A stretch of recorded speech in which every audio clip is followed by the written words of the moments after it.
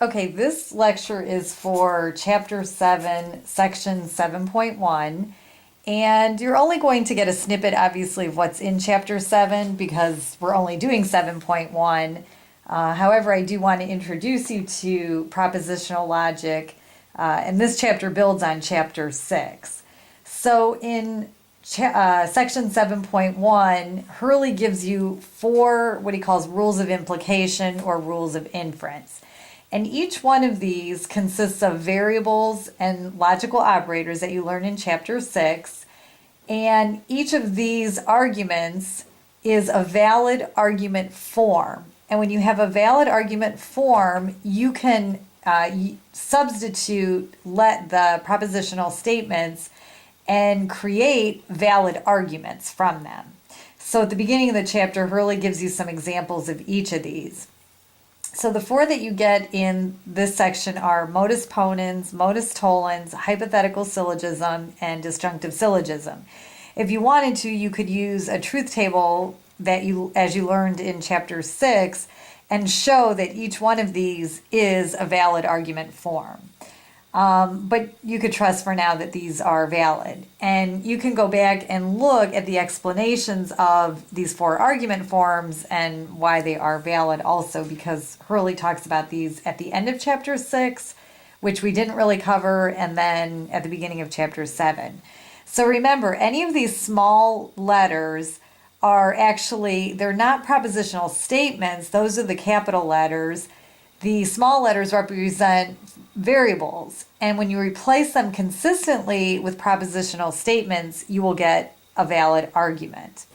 So each one of these, what is a propositional statement? Each one of these is a propositional statement. Some are simple statements like L, and then you have compound statements here. So any place where you have multiple operators, you have a compound statement. So this is just a statement here. This is a negated statement. This is a conjunction that has a negated statement as one of its conjuncts. This is a conditional statement that does also have a conditional in the antecedent. Again, this is a conditional statement. And this one is actually a negation that has a disjunction as its negation. So any one of these could be replaced for these letters. And again, remember, you have to do it consistently. Okay, so just to take a few examples, and you can also look in the book. Hurley provides examples of these replacements in the book. And I did a couple of my own, and I think I repeated one of them, a couple of them here. So let's take a look at modus ponens. This is your original formula, P horseshoe Q, P, if you have those two, this just means therefore, so that would indicate the conclusion, therefore Q. So you could probably readily recognize R horseshoe S, R, therefore S, as an instance of modus ponens. R or P is being replaced with R, S is being replaced with Q, and then if you consistently replace those, you know that when you have a conditional statement and you're given the antecedent of that conditional, you can validly derive the consequent of that conditional. And then these would also be examples of modus ponens. Now here, some people might think, wasn't that modus tollens because you have the negation? However, you really have the form of a modus ponens, and remember, a negated statement can be put in the place of a variable. So here, P is equal to L, Q just happens to be equivalent or equal to not T. So when you replace it consistently, you get L horseshoe not T.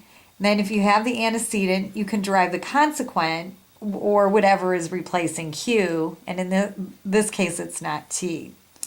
Similarly, in this example, I wrote here, P would be replaced with R and S, Q would be replaced with D, and as long as you're consistent, you could validly derive D. So you have a conditional, you have the antecedent of that conditional, and so you can derive the consequent of that conditional. And then for this last one, A wedge B or A or B, is the antecedent of the conditional. That would be your P. And then the negation of C and D, not C and D, would be Q. And since you have the antecedent, you also then can derive the consequent.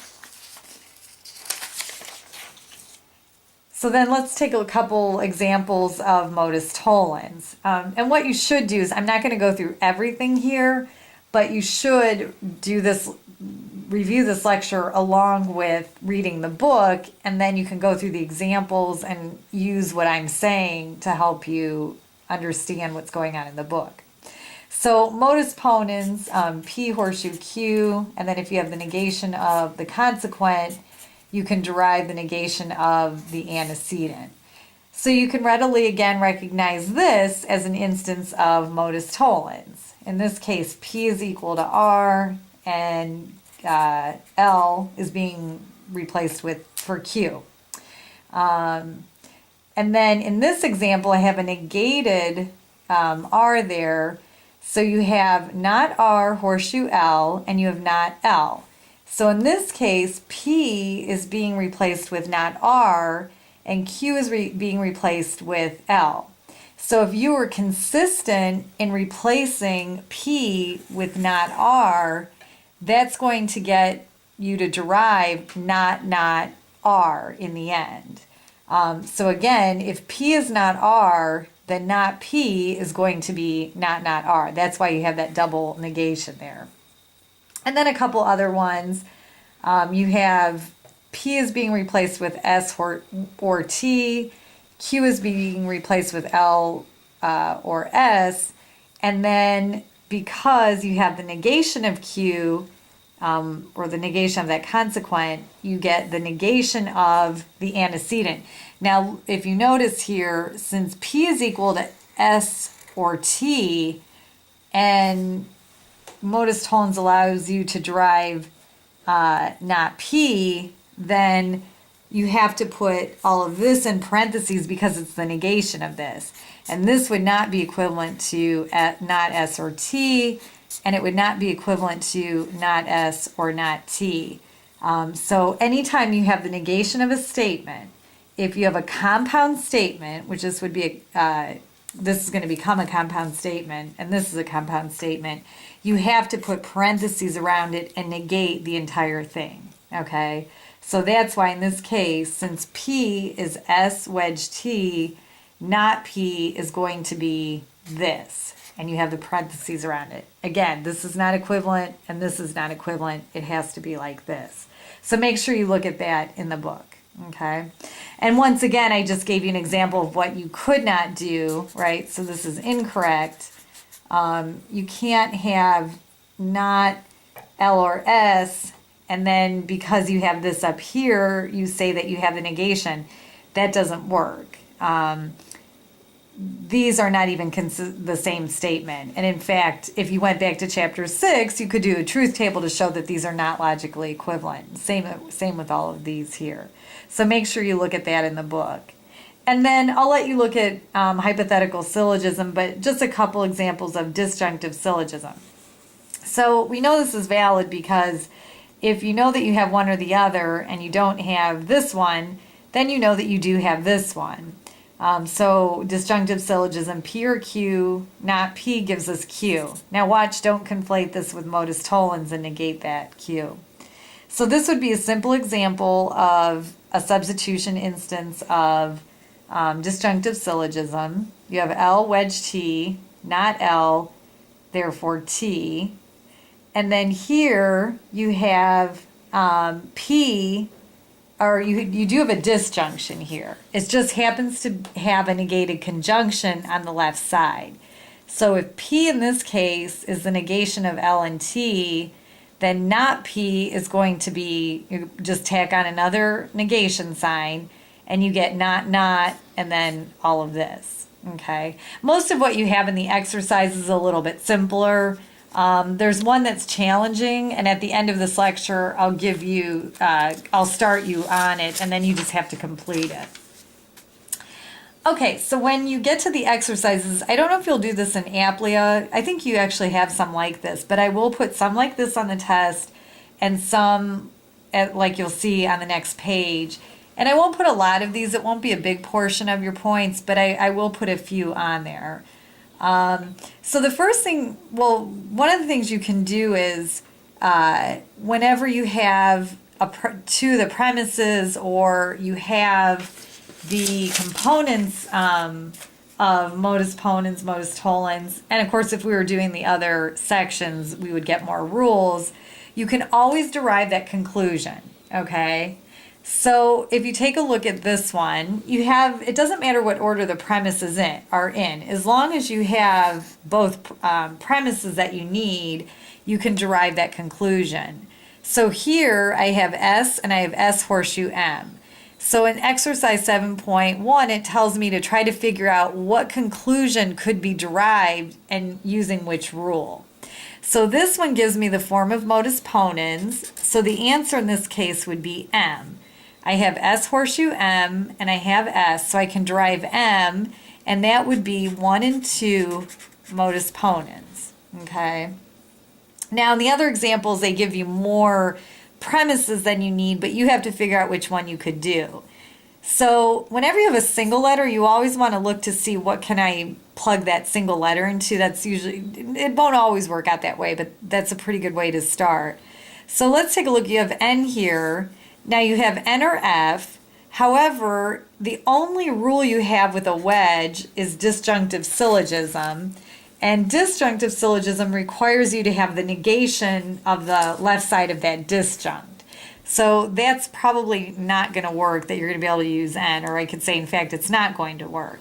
However, if you look at 1 and 3, you once again have the form for modus ponens. So you have the conditional N horseshoe K, you have N, so you could validly derive by 1 and 3 and modus ponens, you could derive K. And then this third one here, this is number 8 in the book, you have this conditional, you have not S, and you have S wedge N.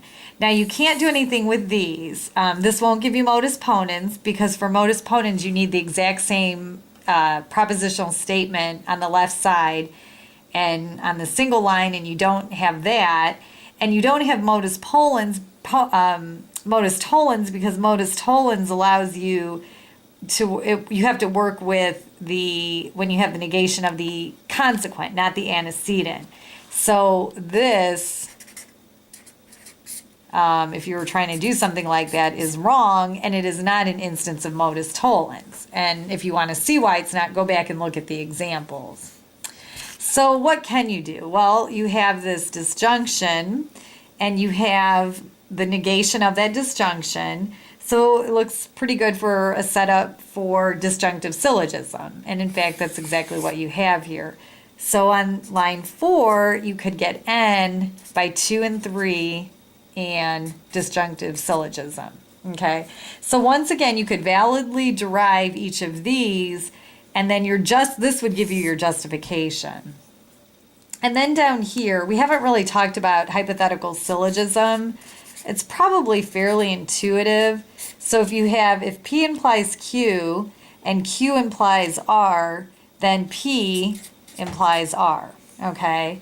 And then once again, you have to be consistent. So if you still have questions about how to substitute this one, pause the video and then take a look in the book and the lessons on MindTap before you continue.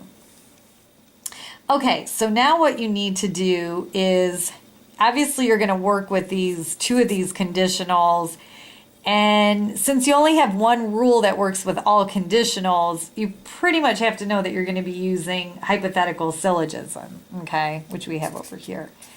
So hypothetical syllogism works when your horseshoe is the main operator, which it is in all of these, and then you also need this statement in common. So you need some propositional statement to be the consequent of one of your conditionals and the antecedent of another one. And in this case, you have to check to see, do you have that?